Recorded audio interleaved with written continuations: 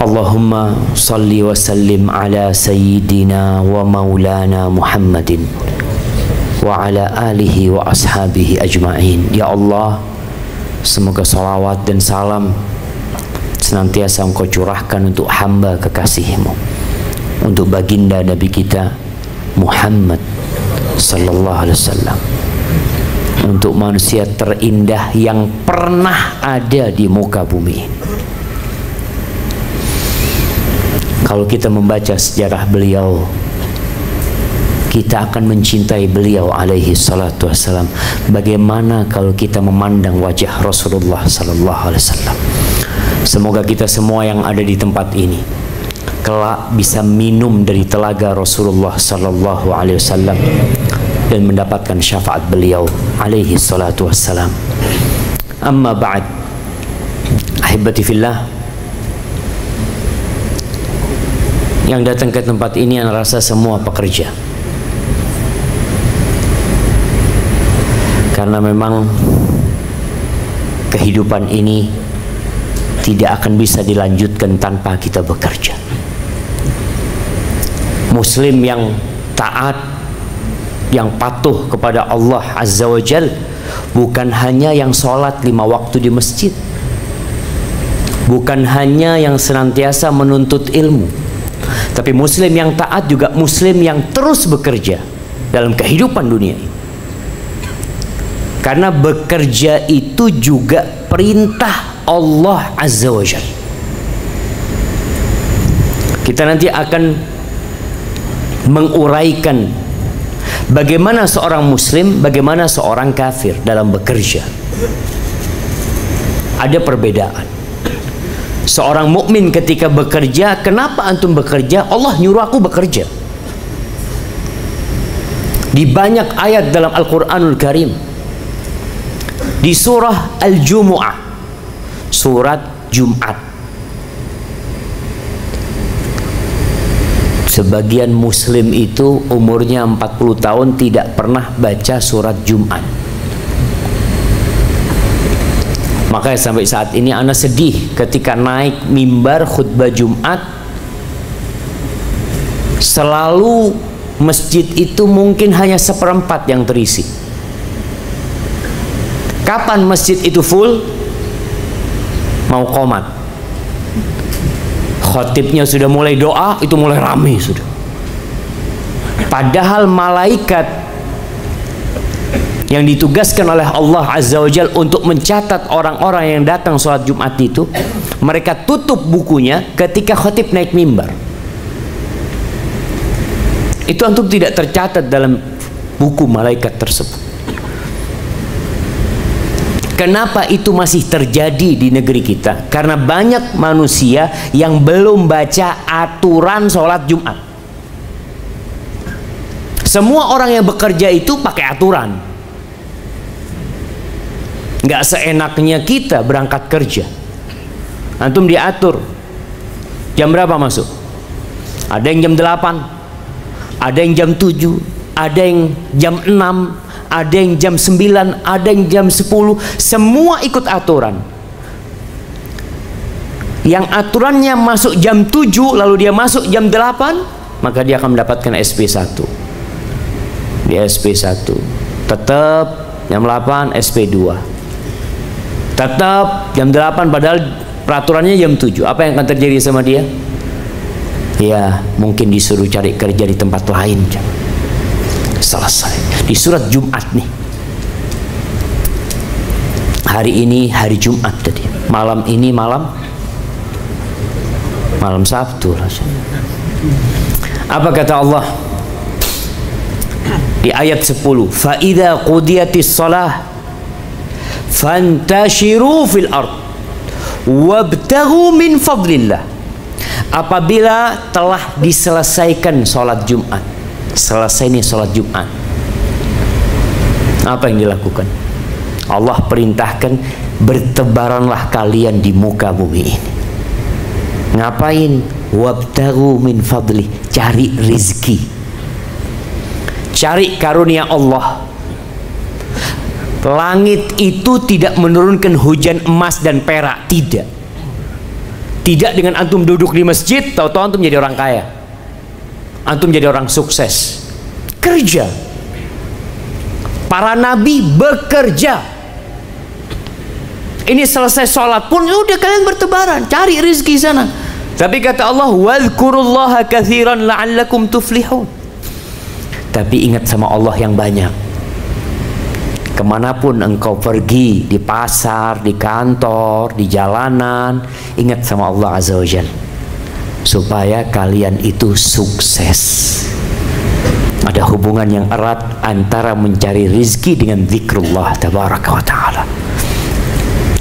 Kemudian di surat An-Naba ayat 11 Allah mengatakan, waja'alna an-nahara ma'asha, dan kami jadikan siang hari itu sumber penghidupan. Makanya kebanyakan orang bekerja itu siang, hanya sedikit yang kerja di malam hari. Ya, entah berapa persen dari manusia yang kerja di malam hari, tapi kebanyakan manusia cari penghidupan di siang hari. Allah yang menjadikan itu. Kemudian di surat Tabarak, Masya Allah, ada rame-rame di sananya, mah. Oh, ada pembunuhan. Masya Allah. Lalat pun bekerja sampai waktunya dia mati. Kita pun nanti sampai waktunya juga mati. Di surat Al-Mulk ayat 15 Allah mengatakan, huwallazi ja'ala lakumul arda dzalula. Dialah Allah Azza wa Jalla yang menjadikan bumi ini hamparan yang mudah untuk dilalui.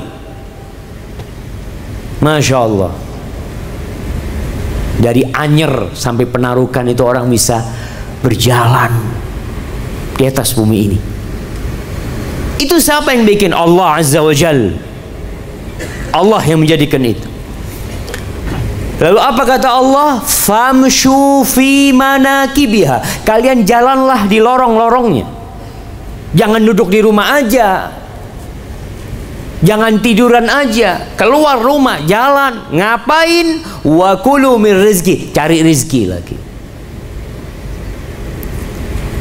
Jadi jangan dipikir orang bekerja itu, oh ini ambisinya dunia. Enggak, kita disuruh sama Allah, disuruh kerja, makan rezeki Allah. Tapi di akhir ayat ini Allah katakan, wa ilaihin nusyur. Ingat, kepadanya kalian akan dikembalikan.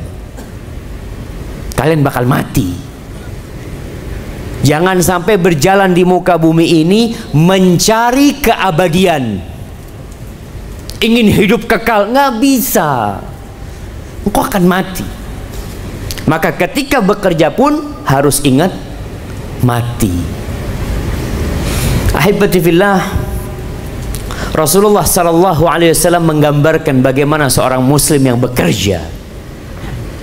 La ya'khudha ahadukum hablahu. Seorang muslim dia ngambil talinya. Ada orang kerja hanya cukup pakai tali. Fayati bihuzmatil hatab ala dhahrihi. Buat apa tuh tali? Untuk cari kayu bakar. Dia berangkat ke hutan, dia kumpulkan kayu, kemudian dia ikat itu kayu, kemudian diletakkan di punggungnya, fayabi'aha, kemudian dia menjualnya, fayakuffallah biha wajha, yang dengannya Allah selamatkan wajahnya dari malu. Orang ini jamaah yang ngangkat kayu itu jauh lebih mulia daripada orang yang minta-minta. Khairun lahu min ayyas 'alan nas, lebih baik daripada orang yang minta-minta. Bekerja. Ana berjumpa dengan tukang kayu ini, yang sekarang jangan ditanya, di Jawa Timur dia jadi orang kaya raya. Nggak bisa baca, nggak bisa nulis, buta buta huruf jamaah. Anak tanya, Bapak kok bisa sukses seperti ini? Saya dulu biasa cari kayu bakar Ustaz di hutan. Saya ikat, saya bawa. Dulu saya pakai sepeda kayu. Masya Allah. Sekarang jangan ditanya dia bagaimana pekerjanya itu S2. Yang kerja sama, yang nggak bisa baca, nggak bisa nulis ini jamaah, S2. Kuliah tinggi-tinggi jadi pekerja dia.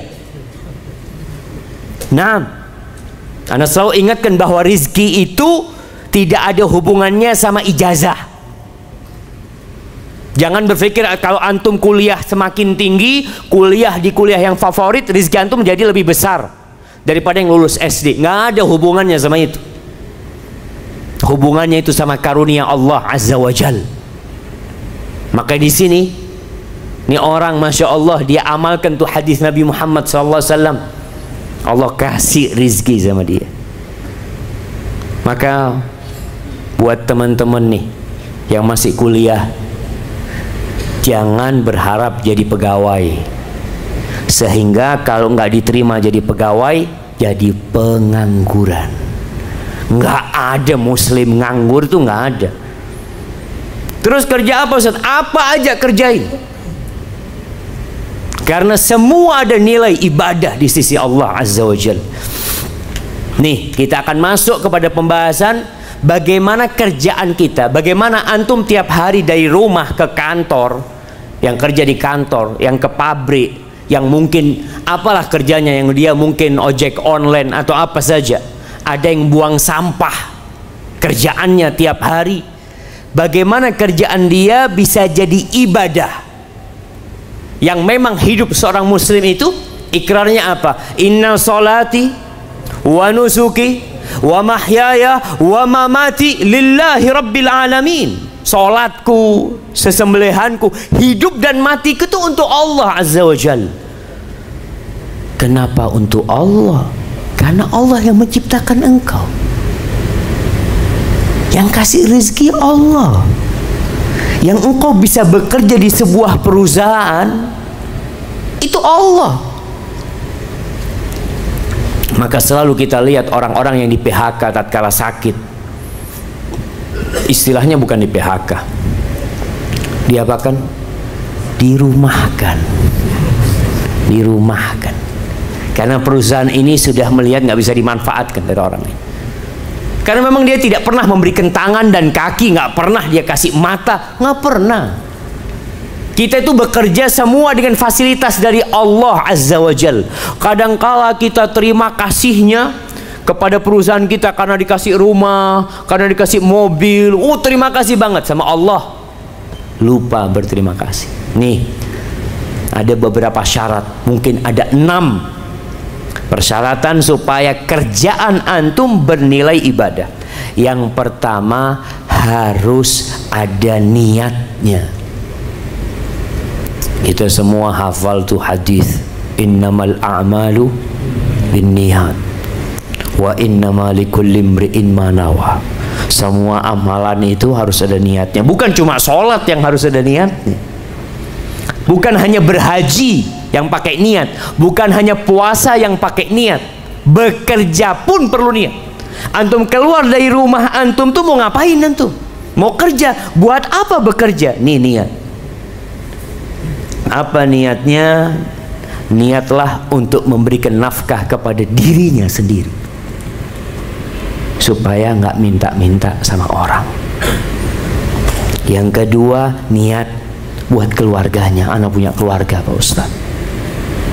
Makanya anak-anak yang kuliah berusaha untuk kerja supaya tidak beratkan orang tuanya. Kalau bisa dia yang kirim duit buat orang tuanya. Kesian orang tua kerja sampai antum besar, antum masih minta sama orang tua. Niat kerja buat dirinya, buat keluarganya, buat kedua orang tuanya, buat anak-anaknya, dan buat berinfak di jalan Allah Azza wa Jalla. Ketika itu kerjaan antum jadi ibadah. Bahkan antum bekerja bisa bernilai jihad fi sabilillah. Antum kerja di ruangan AC, dapat fulus, nilainya jihad fisabilillah. Mau nggak jemaah? Masya Allah. Ka'ab ibn Ujrah radhiyallahu anhu, sahabat Nabi, dia bercerita, marra 'ala Nabi sallallahu alaihi wasallam rajulun. Pernah suatu hari ada seorang lelaki yang lewat di sisi Rasulullah sallallahu alaihi wasallam. Fara'a ashabu Rasulillah sallallahu alaihi wasallam min jaladihi wa nasyatihi. Para sahabat ngelihat orang ini, mereka heran. Heran dengan apa? Masya Allah, dengan semangatnya, dengan kesungguhannya bekerja. Lalu apa kata para sahabat? Ya Rasulullah, lau kana hadza fi sabilillah. Wahai Rasulullah, kalau ini orang dipakai kekuatannya, kesungguhannya untuk berjihad di jalan Allah. Artinya ketika melihat orang gagah perkasa, sehat, kerjanya bagus, kalau di jalan Allah kan akan semakin besar pahalanya. Apa kata Rasul sallallahu alaihi wasallam? Ingin memberikan penjelasan kepada para sahabatnya. In kana kharaja yas'a ala waladihi sigharan fahuwa fi sabilillah. Kalau dia ini berusaha bekerja untuk memberikan makan kepada anak-anaknya yang kecil, maka dia fi sabilillah. Wa in kana kharaja yas'a ala abawaini syaikhaini fahuwa fi sabilillah. Kalau dia berusaha kerja demi untuk mencukupi kedua orang tuanya yang sudah sepuh, fahuwa fi sabilillah. Ini orang di jalan Allah. Bukan hanya fi sabilillah engkau pergi jihad berperang, enggak. Wa in kana kharaja yas'a ala nafsihi ya'ifuha fahuwa fi sabilillah. Kalau dia berusaha kerja demi menjaga kehormatan dirinya supaya tidak jadi beban buat orang lain, fahuwa fi sabilillah. Dia pun di jalan Allah Azza wa Jalla. Wa in kana kharaja riya'an wa mufakharatan fahuwa fi sabilis syaitan. Tapi kalau dia bekerja dalam rangka riya, ingin dipuji orang, mufakharah, ini berbangga-banggaan, ada orang yang bekerja untuk itu, maka dia di jalan syaitan. Hadis ini riwayat Tabrani dan disahihkan oleh Syekh Albani rahimahullahu ta'ala. Jadi antum harus punya niat ketika bekerja. Ngapain antum bekerja? Niatnya kepingin beli sepeda motor. Kenapa? Karena sahibnya baru beli motor lebih bagus dari motor dia.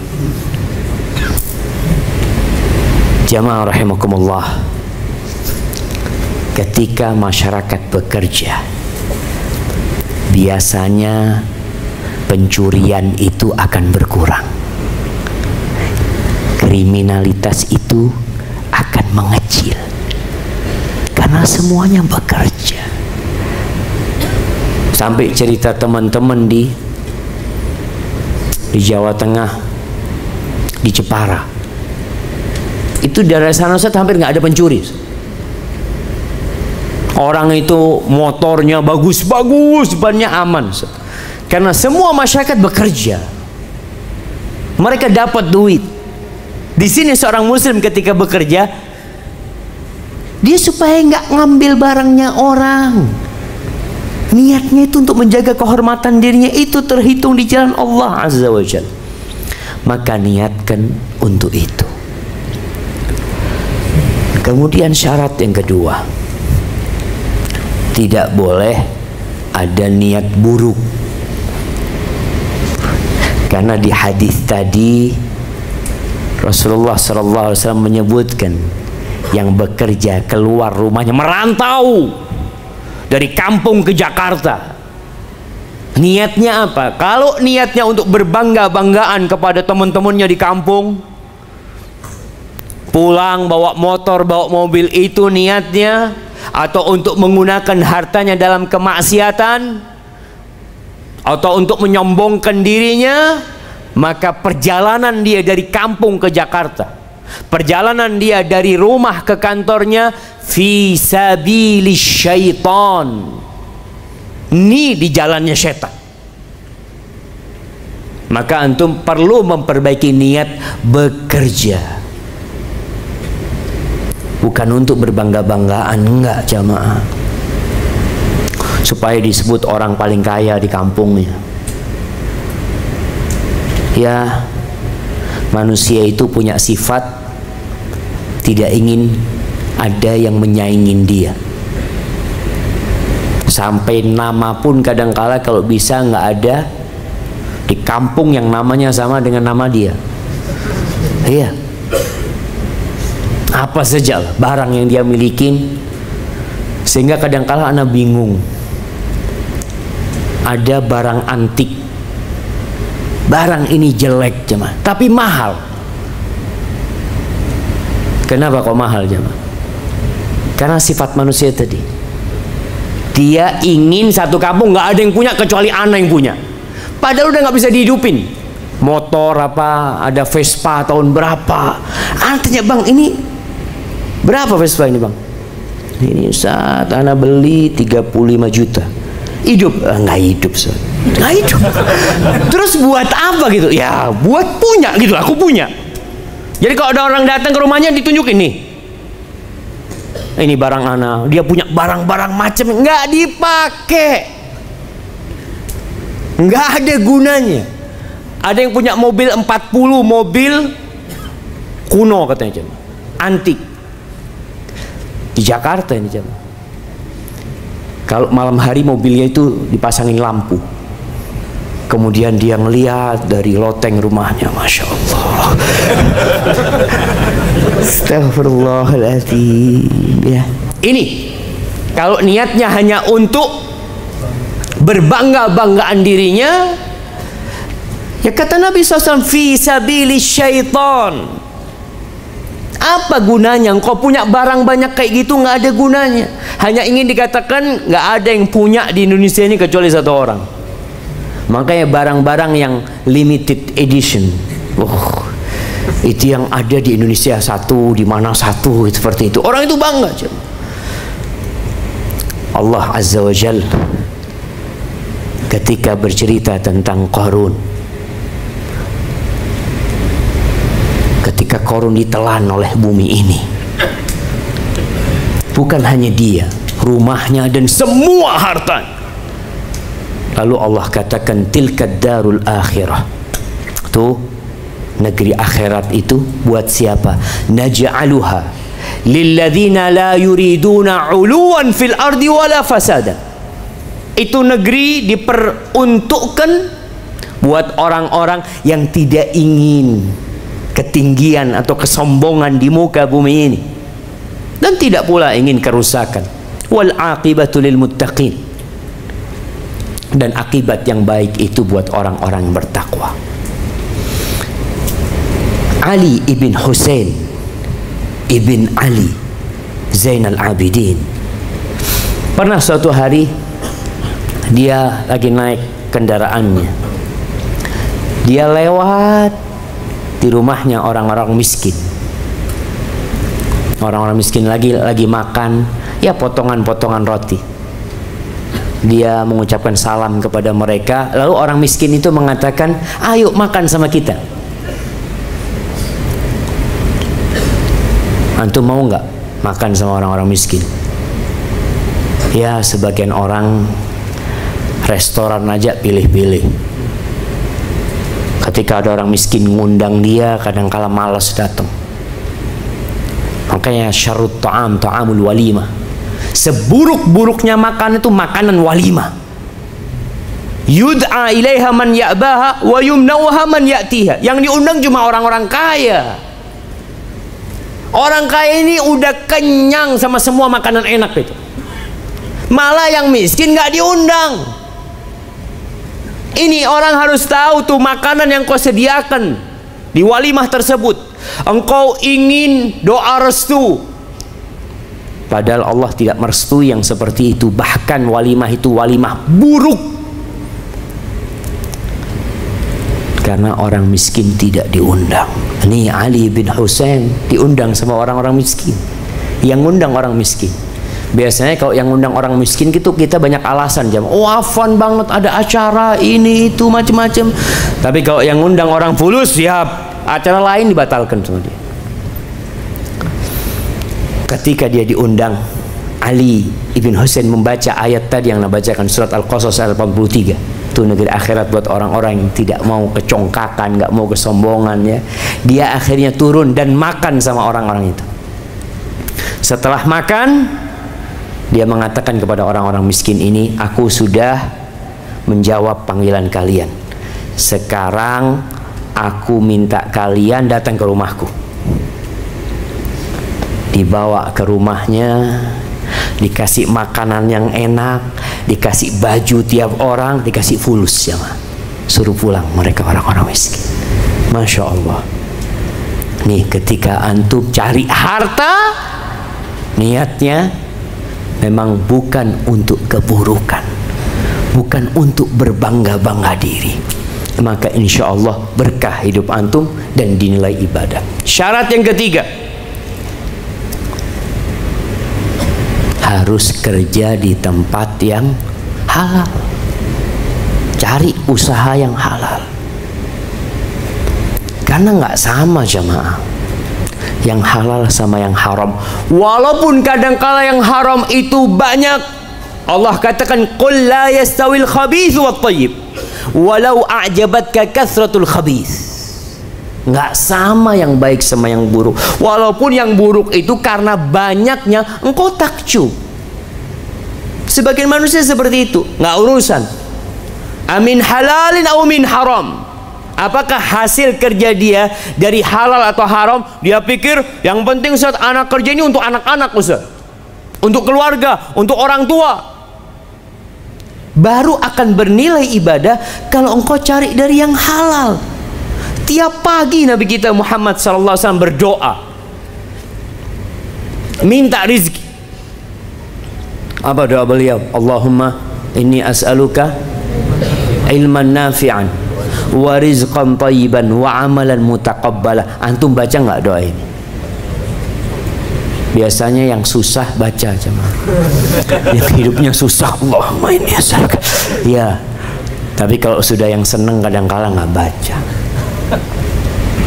Ya Allah, yang pertama diminta ilman nafi'an, ilmu yang bermanfaat. Yang dengan ilmu kita ngaji sekarang nih, banyak orang kuliah bagaimana mencari dunia sebanyak-banyaknya dalam waktu sesingkat-singkatnya dengan modal sesedikit-sedikitnya.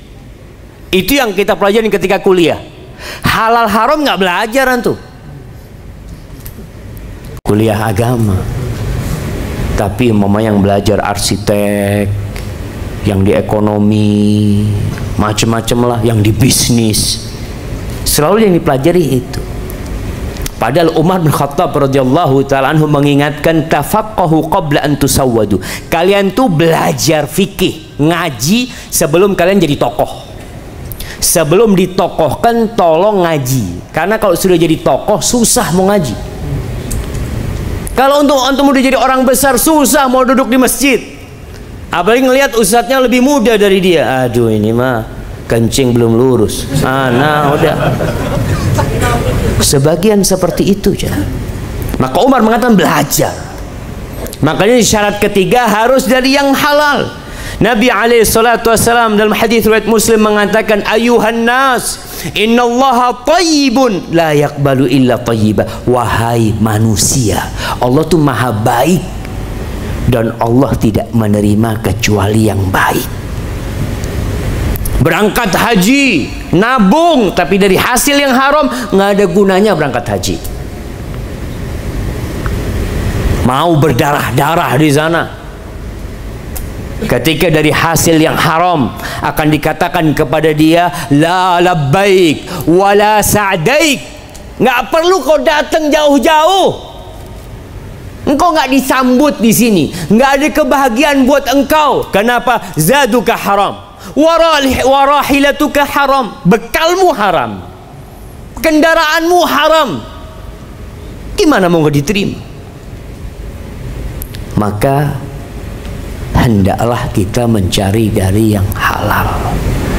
Kerjaannya ya perlu belajar. Tanya nih boleh apa nggak boleh Pak Ustadz. Kalau nggak paham, kalau sudah paham alhamdulillah. Sodakoh, ada orang sodakoh Masya Allah, sekali sodakoh 100 juta 200 juta, kalau dari hasil yang haram nggak ada gunanya. Kata Nabi SAW, man tasaddaqa bi adli tamrah, siapa yang sodakoh dari 1 butir kurma atau yang setara dengan 1 butir kurma, nggak banyak, min kasbin thayyib, dari yang halal, itu tuh yang akan dilipat gandakan oleh Allah Azza wa Jalla. Wala yaqbalu Allah illa thayyib, dan Allah tidak menerima kecuali yang baik. Kita akan masuk bulan Dzulhijjah. Biasanya semua orang berkorban. Ingat, korban ada yang diterima dan ada yang ditolak. Kita lihat Habil dan Qabil, dua-duanya berkorban. Bukan yang penting bekerja, bukan yang penting korban, enggak. Terbukti Allah tidak menerima korbannya Qabil dan menerima korbannya Habil. Innama yataqabbalullahu minal muttaqin. Allah tuh menerima dari orang-orang yang bertakwa. Ketika antum bekerja supaya bernilai ibadah, supaya antum capek puluhan tahun bekerja, dihitung ibadah sama Allah Azza wa Jal, antum cari dari yang halal. Jangan sampai berdalil dengan yang pertama tadi. Apa dalil yang pertama? Saya niatnya untuk ngasih makan keluarga Pak Ustadz, saya niat buat ya menyenangkan orang tua. Ya, niat itu baik semuanya, tapi harus dari yang halal. Jamaah rahimakumullah. Ya, pernah suatu hari Abu Bakar Siddiq radhiyallahu ta'ala anhu dikasih sesuatu oleh mantan budaknya. Dia makan. Ketika dimakan, selesai makan, baru Abu Bakar tanya, dari mana engkau dapat ini? Kata mantan budaknya, dulu waktu jahiliyah aku itu sempat meramal, padahal aku bukan peramal. Ternyata yang aku ramalkan terjadi. Ini dikasih sama orang. Itu sama Abu Bakar dimuntahkan, jamaah. Lalu dia mengatakan, ayyuma lahmin nabata min suhtin fannaru aula bi. Daging mana saja yang tumbuh dari yang haram, neraka lebih pantas buat dia. Gimana antum kasih makan bapak antum, ibu antum dari hasil yang haram? Istri antum, anak-anak antum dikasih dari makan yang haram. Dengan dalil susah Ustaz, yang halal susah Ustaz. Nah, salah satu penyebab yang halal susah karena kita makan yang haram. Doa kita nggak dikabulin sama Allah. Gimana mau dinilai ibadah apalagi? Kemudian syarat yang keempat, jangan sampai bekerja lupa sama Allah Azza wa Jalla. Ibadah ini tidak boleh membuat antum lupa dari ibadah yang sesungguhnya. Ini kan kerja sarana supaya antum bisa sholat, supaya antum bisa berangkat haji, supaya antum bisa puasa. Makanya ketika Allah mengatakan di surat Jumat ayat 9, ya ayyuhalladzina amanu, wahai orang-orang yang beriman, idza nudiya lis-salati min yaumil jumu'ah, kalau dikumandangkan panggilan pada hari Jumat itu, fas'au ila dzikrillah, segera menuju kepada zikrullah. Baik, di kantor ini jam berapa pegawai boleh meninggalkan kerjaannya kalau hari Jumat? Jam berapa? Setengah 12 sudah boleh turun. Baik, masjid ramainya jam berapa? 12. Jam 12. Allah katakan fas'au, segera. Bukan ngopi dulu, ngeteh dulu. Dan yang anak heran, kadang kala anak naik mimbar, yang di luar ngobrol, jangan ngobrol. Masuk masjid nggak soft pertama. Kenapa? Oh, itu buat yang mau masuk surga. Nah, antum mau masuk kemana? Wallahi kadang kala anak lihat orang itu cari tiang, cari tembok, Padahal soft yang paling utama itu soft pertama yang sebelah kanan. Lalu antum datang nggak langsung ke sini, milih yang belakang. Kemana? Fas'au ila dzikrillah. Seharusnya antum segera menuju zikrullah. Wadharul bai', tinggalkan bisnis. Terkadang sebagian orang ketemu sama kolega bisnisnya itu waktu sholat, rapatnya, meetingnya, sehingga sholatnya kapan? Nanti. Kenapa seperti itu jamaah? Ustadz, ini ada kepentingan buat umat. Tapi jangan sampai membuat antum lupa dari mengingat Allah Azza wa Jal. Dan sholat ini puncak mengingat Allah. Apa kata Allah? Aqimis sholata li dzikri. Dirikan sholat untuk mengingatku. Jangan sampai pekerjaan antum membuat antum lupa dari sholat. Tinggalkan semuanya. Wallahi jamaah, yang kasih rezeki kita itu bukan kolega bisnis kita, bukan fulan atau alan. Siapa yang kasih rezeki? Innallaha huwar razzaq dzul quwwatil matin. Yang kasih rezeki itu Allah. Ada sebagian teman-teman subhanallah, dia cerita, Ustaz, ana ini apa istilahnya, memberikan entertain kepada ya tamu-tamu itu, kadang kala ke kafe, kadang kala seperti ini, tapi anak tetap berusaha untuk sholat. Ustaz, subhanallah, alhamdulillah antum masih berusaha untuk sholat. Tapi zikrullah itu bukan hanya sholat. Mengingat Allah itu artinya yang haram ditinggalkan. Jadi ingat sama Allah Azza wa Jalla. Maka kalau ingin kerjaannya dinilai ibadah, ketika waktu ibadah tiba, jangan sampai kerjaan itu menghalangi antum dari ibadah. Masya Allah, kita dengarkan azan dulu, kemudian kita lanjutkan jamaah. Nah, tafadhal.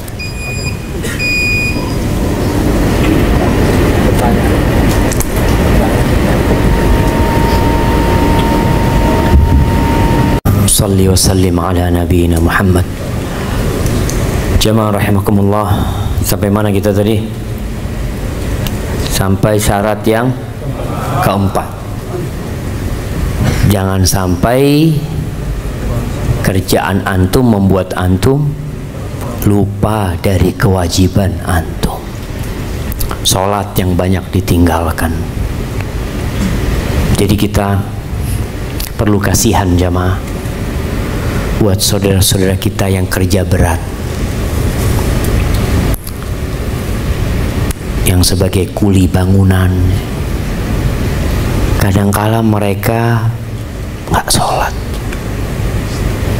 udah jauh-jauh dari kampung kerja di tempat kita. Tolong antum sebagai bosnya untuk memberikan nasihat. Sebagian pekerja keras itu bangun masjid, waktu sholat nggak sholat, kerjanya ngecat di masjid, renovasi masjid. Ini lagi sholat, orang dia ngobrol di luar apa, subhanallah. Dan pihak masjid mendiamkan hal itu. Kemana rasa kasih sayang antum kepada sesama muslim? Antum akan ditanya. Melihat kemungkaran dibiarkan. Karena pikiran antum, ya Ustaz, dia kan cari fulus, ya yang penting anak gaji selesai. Tidak. Supaya kerjaan mereka di rumah Allah itu diterima sama Allah sebagai sebuah ibadah, ajak mereka sholat. Allah Azza wa Jal memuji orang-orang yang memakmurkan rumahnya. Di surat An-Nur ayat 36-37 Allah mengatakan, yusabbihu lahu fiha bil ghuduwi wal asal.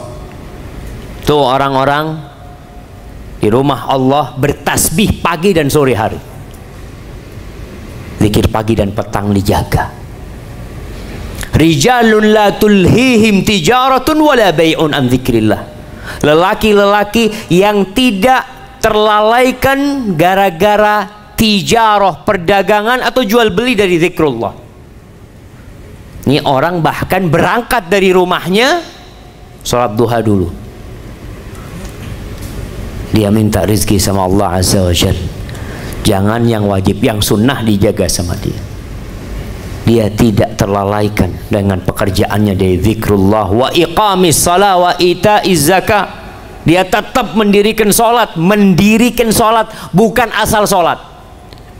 Kalau kita bicara sholat aja nggak boleh asal sholat, kerjaan juga nggak boleh asal kerja. Kerja loh, nggak seperti itu bekerja. Ada niatnya, ada caranya. Jangan sampai engkau bekerja terus lupa sama zikrullah, lupa sama syariat Allah Azza wa Jalla. Ini Allah memuji mereka. Salim ibn Abdullah ibn Umar ibn Khattab, cucunya Umar bin Khattab, suatu hari dia melihat orang-orang yang di pasar.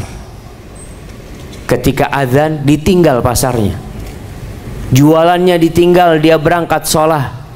Apa kata Salim bin Abdullah? Haula alladzina dzakarallah fi kitabih. Tuh orang-orang yang disebutkan sama Allah dalam kitabnya, la tulhihim tijaratun wala bai'un an dzikrillah. Yang pekerjaannya tidak membuat mereka lupa dari zikrullah. Ini dagang jamaah. Ini orang sedang bisnis, ditinggal bisnisnya. Sampai ada tentara Amerika masuk Islam gara-gara melihat pegawai toko nutup tokonya untuk sholat. Ini kejadian kalau nggak salah di Taif sana. Inilah udah azan, tahu-tahu ada tentara Amerika mau beli toko itu. Ini pegawainya sudah ngunci, nggak boleh. Padahal dia ngunci tokonya itu karena takut sama aturan pemerintah aja, bukan karena dia mau sholat gitu loh. Dia kunjungan nggak boleh. Bingung, ini orang Islam nggak mau sama fulus ini. Enggak, nanti habis sholat. Masya Allah, akhirnya dia tertarik untuk masuk Islam. Muslim itu kerja,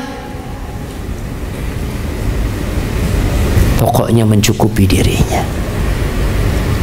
Itu yang dia cari dalam kehidupan ini jamaah. Haibati fillah, jangan sampai menunda-nunda sholat karena kerjaan kita. Ana berapa kali diundang oleh teman-teman di Taiwan, ya, di Hong Kong, di Korea Selatan. Ana katakan sama mereka, Ana belum ingin ke sana. Yaitu saat kita di sini berat, sebagian nggak boleh sholat, sebagian sholat di kamar mandi. Na'udzubillah. Tinggalkan kerjaan itu. Tapi gimana Ustaz?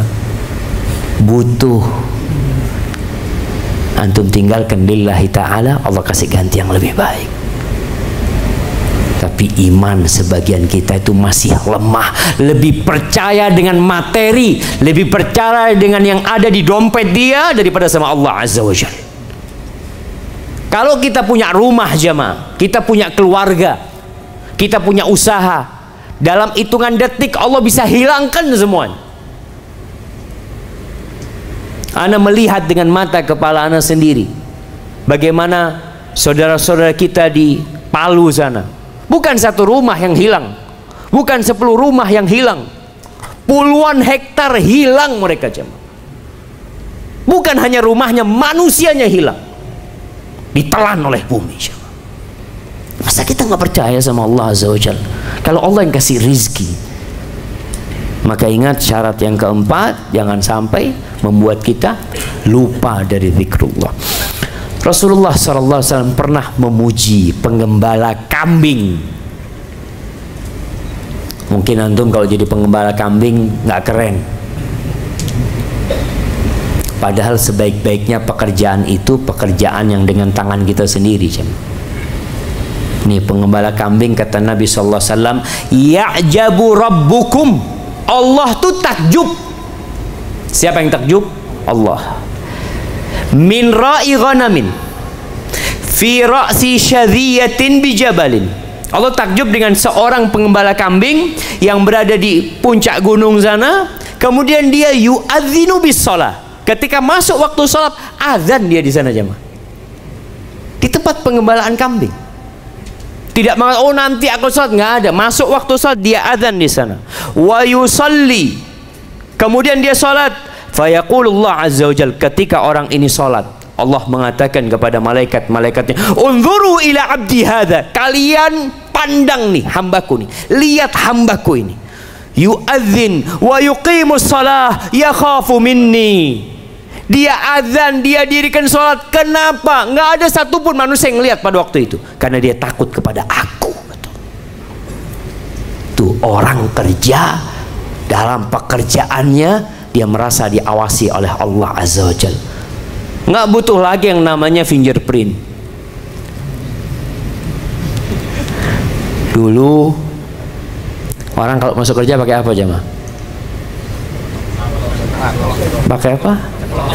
Ceklok gitu. Masya Allah. Setelah itu karena masih banyak yang bisa titip, berpikir lagi perusahaan gimana, akhirnya pakai fingerprint. Nggak bisa dititipkan jempolnya jemaah. Akhirnya mereka datang tepat waktu. Masih kurang lagi dikasih CCTV supaya kelihatan kerja apa nggak kerja. Ini pengembala, mungkin kambing bukan milik dia, tapi dia takut sama Allah Azza wa Jalla. Dia takut sama Allah. Maka kata Allah Azza wa Jalla, qad ghafartu li abdi, aku sudah ampuni dosa-dosa hambaku, wa adkhaltuhul jannah, dan aku masukkan dia ke surga. Apa yang dicari jamaah? Surga Allah Azza wa Jalla. Hadis ini diriwayatkan oleh Abu Dawud. Syarat yang kelima, berharap pahala ketika kerja, ketika usaha, ketika memberikan nafkah kepada Allah Azza wa Jalla. Kalau tadi niat untuk memberikan kepada keluarga, yang kelima ini berharap pahala dari Allah Azza wa Jalla. Jadi antum niatkan ketika antum bekerja, Allah minta pahala.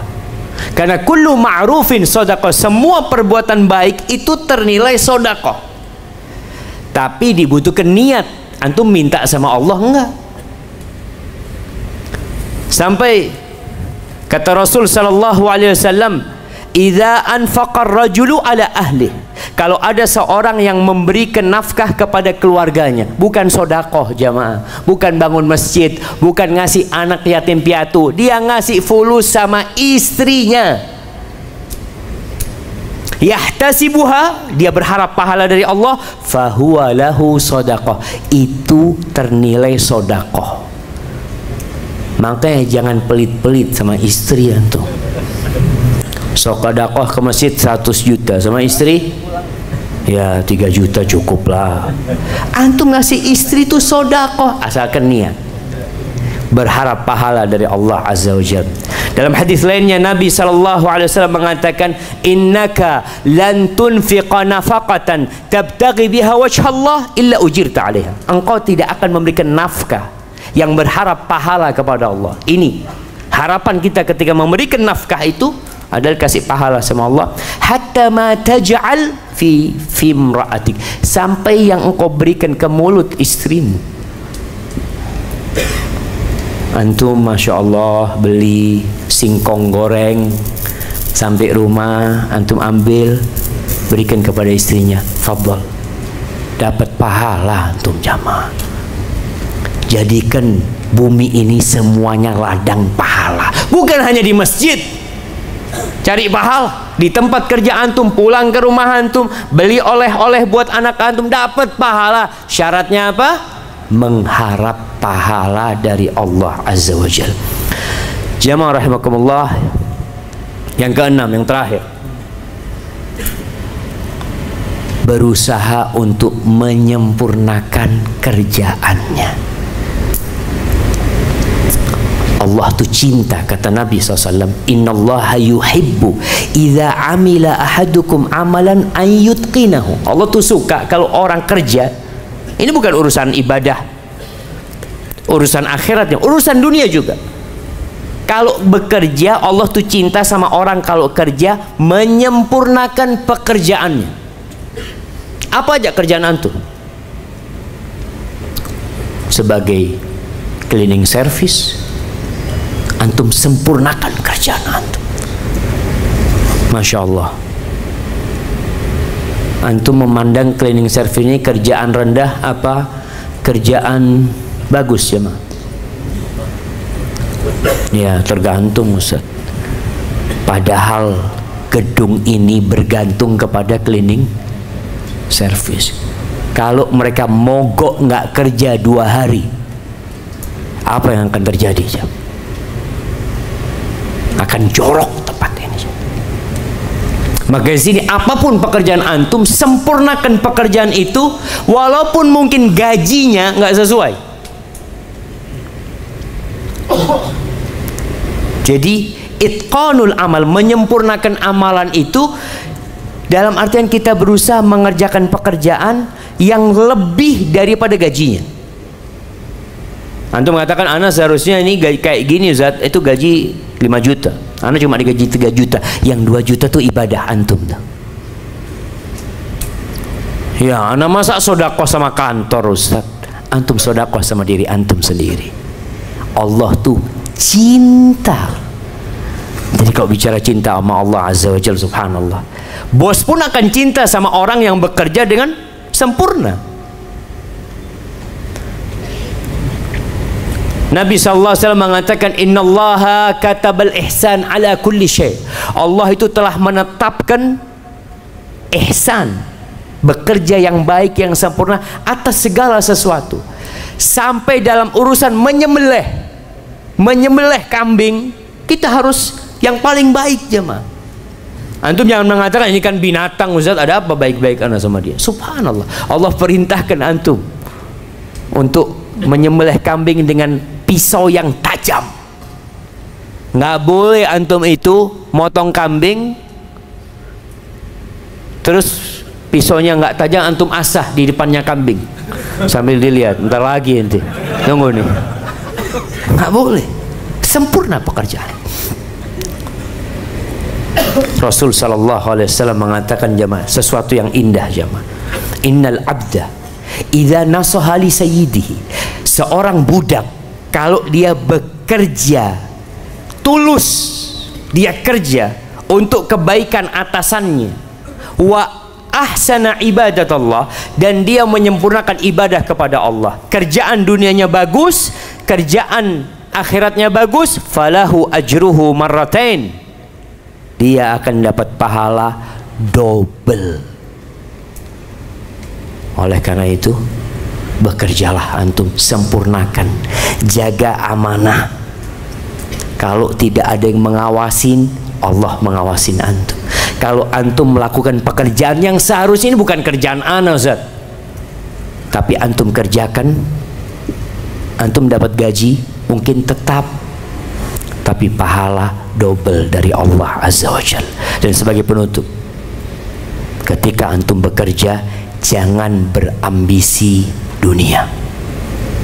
Boleh jadi orang kaya, tapi tetap ambisinya akhirat. Boleh antum jadi atasan, tapi ambisinya memberikan manfaat kepada umat.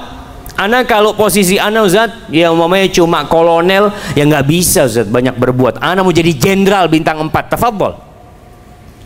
Tapi buat apa? Ya untuk memberikan manfaat buat umat ini, buat agamanya.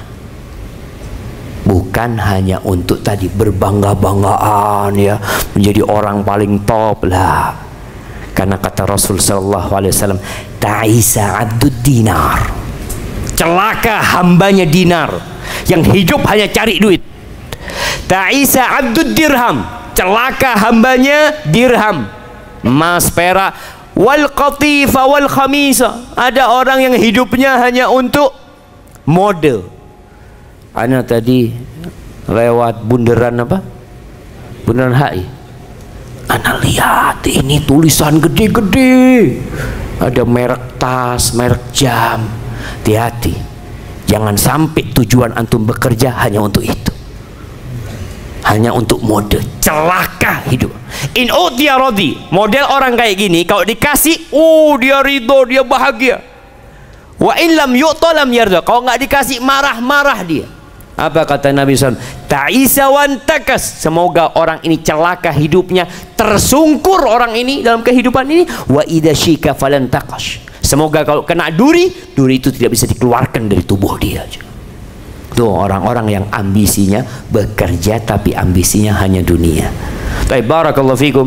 Itu yang bisa Anda sampaikan pada kesempatan kali ini. Anda mau tanya sekarang.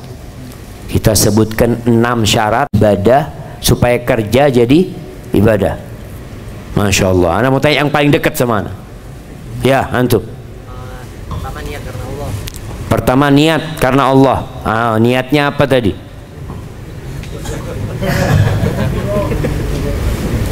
Niat secara bahasa Arab. Siap secara bahasa Arab. Bukan, niatnya untuk apa tadi? Yang kita bicarakan. Ketika kerja niatnya untuk akhirat, Ustaz. Oh iya, diri sendiri, keluarga. Untuk menghidupin keluarga, ya, bu keluarga. Iya. Cuma keluarga. Diri sendiri. Diri sendiri, masya Allah. Taib. Yang kedua. Yang kedua, jangan niat untuk dunia atau ria, Ustaz. Jangan niat buruk. Niat buruk. Nah, macam-macam sudah. Iya. Niat untuk berbuat dosa macam. Yang ketiga. Yang ketiga itu kerja yang halal, Ustaz. Cari yang halal, masya Allah. Fadhal, ini kasih hadiah antum. Baik, lanjut. Tinggal 3 lagi. Yang dekat-dekat jam antum telat datangnya. Yang sini dulu. Nah, fadhal. Tidak boleh kerja lupa sama Allah.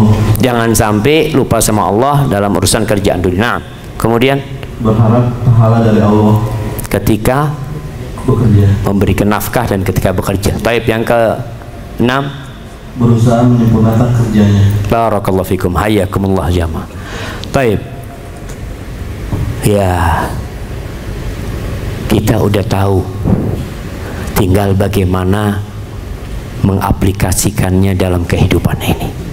Jangan sampai antum berangkat jam 6 dari rumah, pulang sore, ternyata tidak dinilai ibadah gara-gara syarat-syaratnya tidak lengkap. Barakallahu fikum.